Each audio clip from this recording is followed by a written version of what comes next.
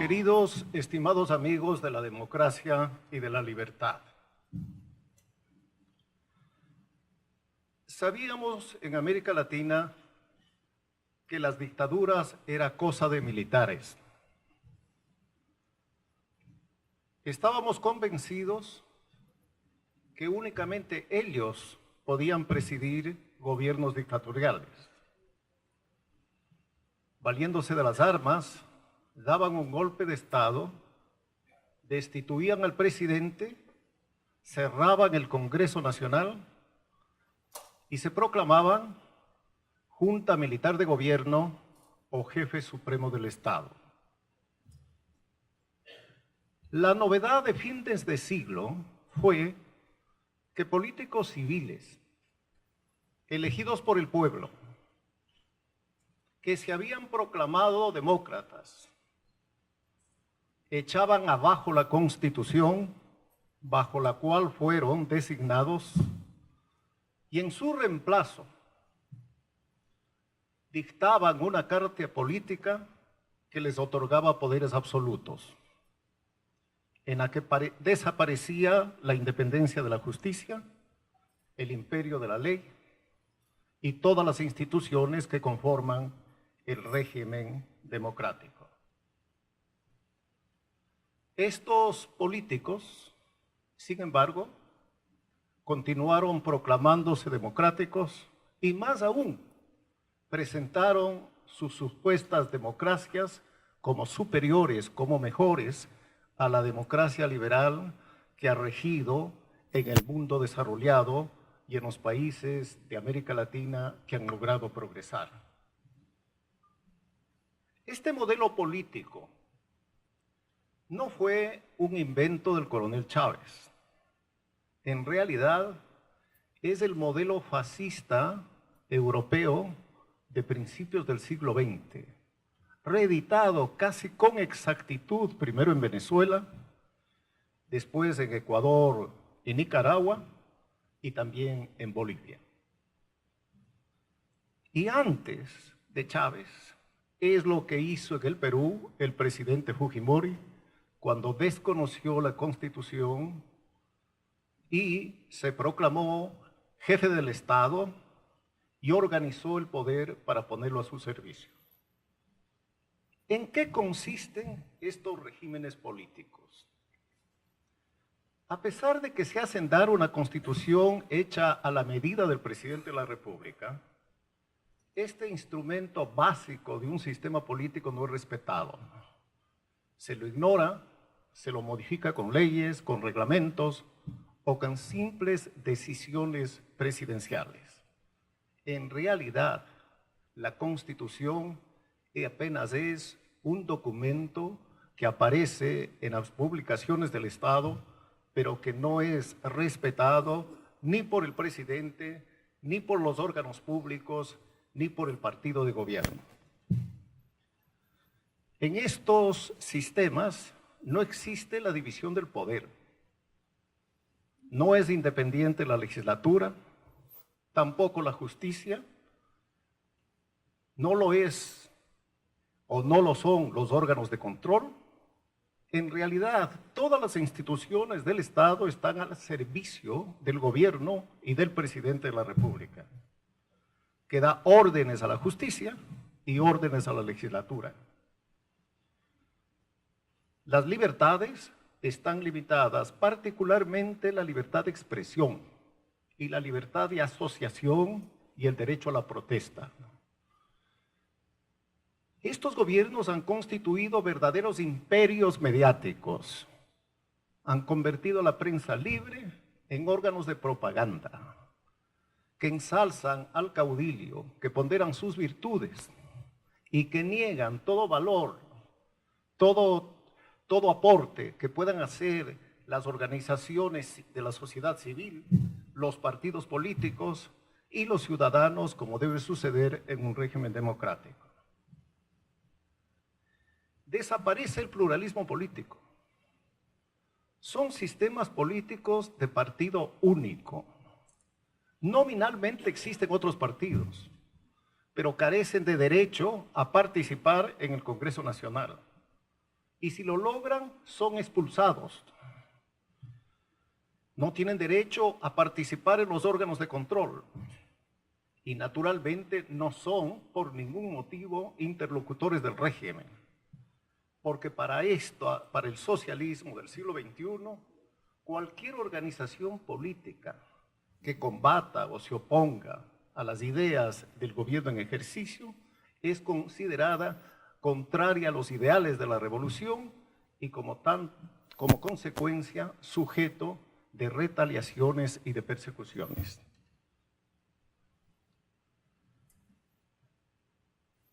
No existen elecciones libres.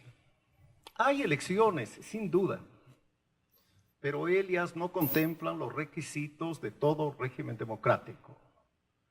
No existe equidad económica, no existen normas que obligan a que sean respetadas por todos los candidatos, no existe una justicia electoral independiente. En realidad, estas campañas electorales están organizadas para que exista un solo actor, un solo discurso, una sola idea, una sola voz que opaca, que elimina, que pone a un lado a todos los otros interlocutores de un sistema democrático. Y cuando a pesar de todos estos obstáculos que aseguran la inevitable reelección del presidente de la República, la oposición logra triunfar, se manipulan las urnas realizando los tradicionales fraudes electorales latinoamericanos. Estos gobiernos son milenaristas. Venezuela nació con Chávez, Bolivia con Morales, Ecuador con Correa, Nicaragua con Ortega. Antes estos países no existieron. No reconocen nada de lo que pudieron aportar sus héroes, sus patriotas, sus intelectuales, sus líderes sociales, sus artistas. Y como son presidentes de esta naturaleza, quieren gobernar de por vida, de manera que eliminan la alternancia política, elemento esencial de la democracia, para en su lugar establecer una especie de presidencia vitalicia mediante la institución de la reelección indefinida.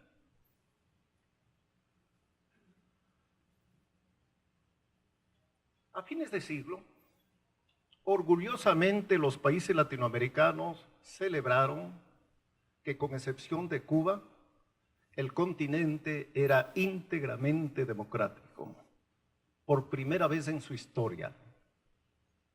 Desde el norte hasta el sur, la democracia regía en todos los países del continente, con aquella excepción. Y como tan, gobiernos latinoamericanos de la época, de haber llenado este ideal que había a lo largo de Turia, decidieron aprobar una carta democrática, para que sirviera de norma a los países, a los gobiernos y a los pueblos, norma que orientara la vida democrática de esas naciones y que cuando dejara de existir pudiera actuar el sistema americano de la Organización de Estados Americanos para que ese país vuelva a la democracia, a sus sanas prácticas y a sus correctos procedimientos. En esta Carta Democrática constan los principios y los elementos democráticos a los que hice referencia. Todos ellos, sin exageración, han sido violados de manera sistemática en Venezuela, en Bolivia, en Nicaragua y en Ecuador. El caso más dramático, sin duda, es el primero. Para que no se diga que lo que voy a decir puede ser la pasión de un político que está en una orilla política distinta a la que transita el gobierno de Venezuela. Quisiera citar el último informe de Amnistía Internacional, respetable institución, que ha elaborado sobre Venezuela, específicamente sobre esta nación, en la cual dice que en ese país no existe respeto de las libertades públicas ni de los derechos humanos. Que en ese país los detenidos son torturados. Que la fuerza pública se emplea para asesinar a quienes protestan. Que grupos armados por el gobierno han provocado varias víctimas.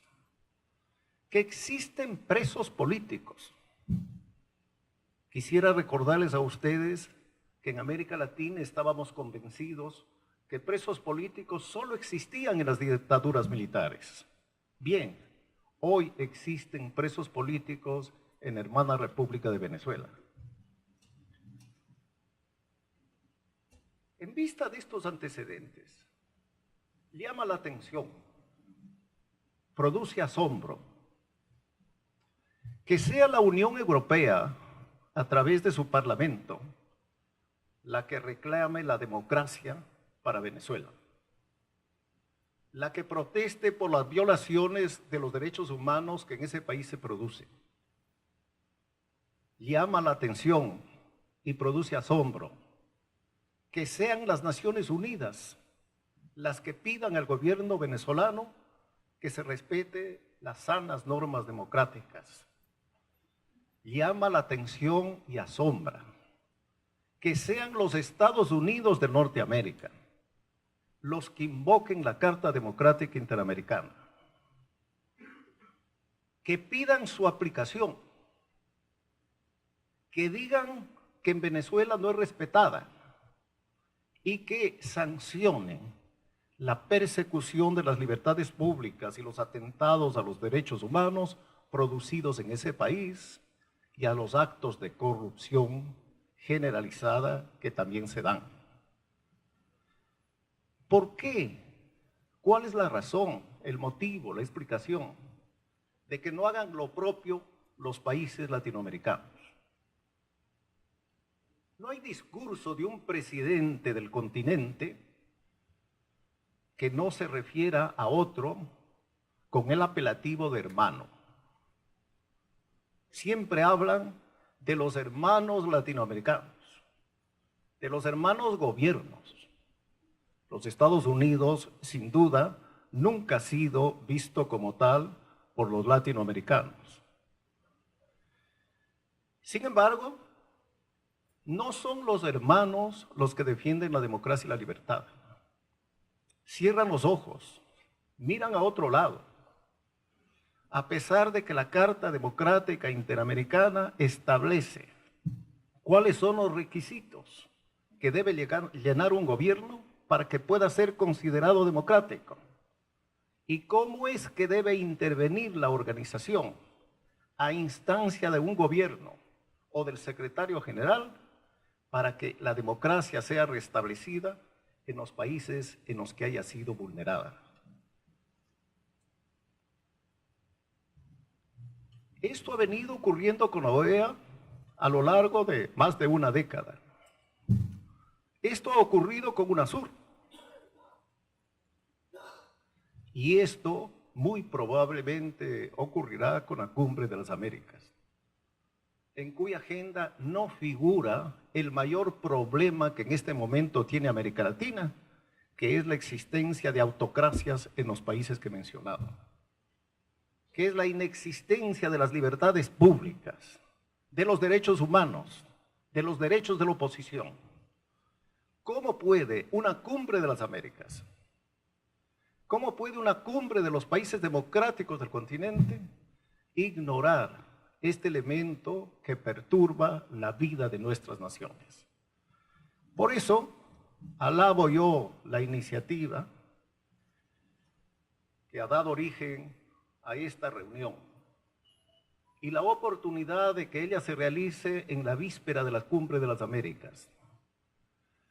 No será esta una reunión que convoque a toda la prensa mundial, pero sin duda será el testimonio de que en América Latina existen latinoamericanos comprometidos con la democracia y con la libertad y que no están dispuestos a sumarse a ese temor, a ese miedo, a ese recelo de denunciar, condenar lo que está sucediendo en la República de Venezuela, en un régimen que se dice democrático y que no pasa de ser una dictadura. Muchas gracias.